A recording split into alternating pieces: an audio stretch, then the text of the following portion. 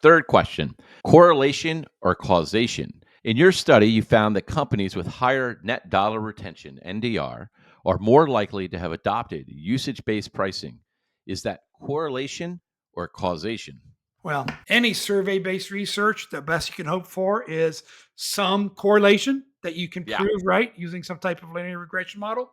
So definitely correlation, but a couple things to that. One of the biggest issues with usage-based pricing is when does my new ARR end and when does expansion ARR begin? Yeah, right. Totally. Because if I want to game net revenue retention, right? I have Hmm. my new ARR end pretty quickly, and then it's all ramp. It's all Right. expansion and it's Yeah. NRR. But those same companies who are gaming that will then say, well, for my CAC efficiency, I'm going to take my last 12 months of revenue from those usage-based accounts and then divide that by into my sales and marketing cost, right? Yeah. You got to be consistent too.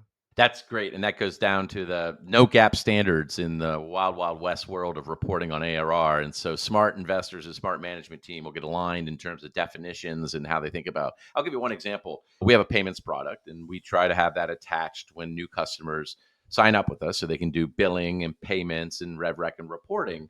And we do an estimate in terms of what we think the ARR that's going to come from payments for the bookings. So a salesperson gets commissioned based on an estimate, but we don't report the ARR until the payments actually gets processed. So it's almost a 6-month lag between when the deal was signed and when we saw the actual ARR and are recognizing that and sort of reporting it more broadly, which is very different than we do with the you sign a contract to start billing or rev rec. We start that on day one. And so there is this, the CFO and I are always kind of talking about, well, what does that mean? And could I dial this up a little bit more? But I think to your point more broadly, is being explicit about the assumptions and showing how it plays in the model and being clear with your investors, especially in terms of gross retention, net retention, CAC, new CAC versus expansion CAC is But critically but important.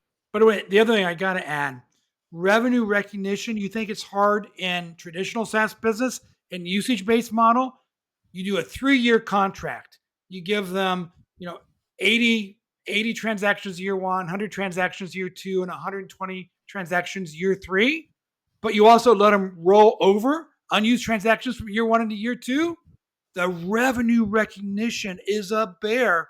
So you better have that instrumented so you know exactly how you're reporting your GAAP financials too.